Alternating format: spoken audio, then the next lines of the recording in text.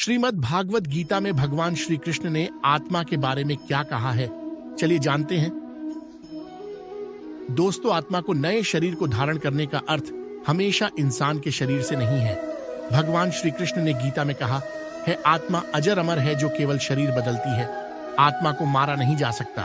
जिस प्रकार पुराने कपड़ों को उतारकर मनुष्य नए कपड़ों को धारण करता है, उसी तरह आत्मा भी एक समय अवधि के बाद एक नया शरीर धारण करती है।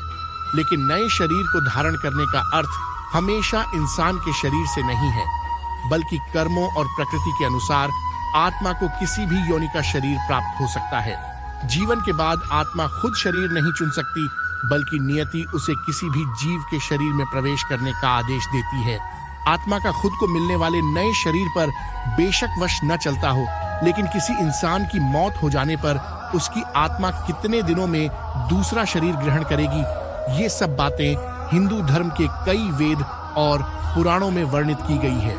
आइए हम आपको बताते हैं आत्मा को दूसरा शरीर मिलने की अवधि से जुड़ा हुआ राज। वेदों के तत्वज्ञान को वेदांत कहते हैं।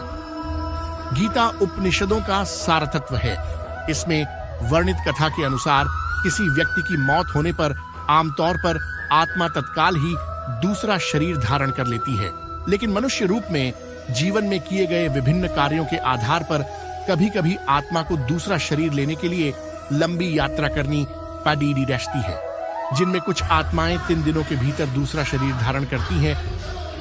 इसलिए कई लोगों द्वारा इस मान्यता को मानते हुए तीजा किया जाता है। कुछ आत्माएं 10 दिनों या 13 दिनों में दूसरा शरीर धारण करती है, इसलिए 10वीं और 13वीं मनाई जाती है। वहीं कुछ इंसान ऐसे भी होते हैं जिनकी मृत्यु दर्दनाक समय से पूर्व या किसी इच्छा के अधूरे रह जाने के कारण से उनकी आत्माएं दूसरे शरीर में न जाने का हठ करने लगती है।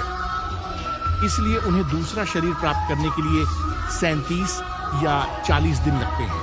वहीं अधिकतर लोग अपने किसी प्रियजन की मौत के 1 साल बाद उनकी बरसी भी करते हैं। इसका अर्थ यह होता है कि अगर किसी कारणवश उनकी आत्मा प्रेत योनि में चली गई हो, तो उनकी आत्मा को उसी योनि में शांति मिले और वापस से उनकी आत्मा को यह कष्ट न उठाना पड़ी।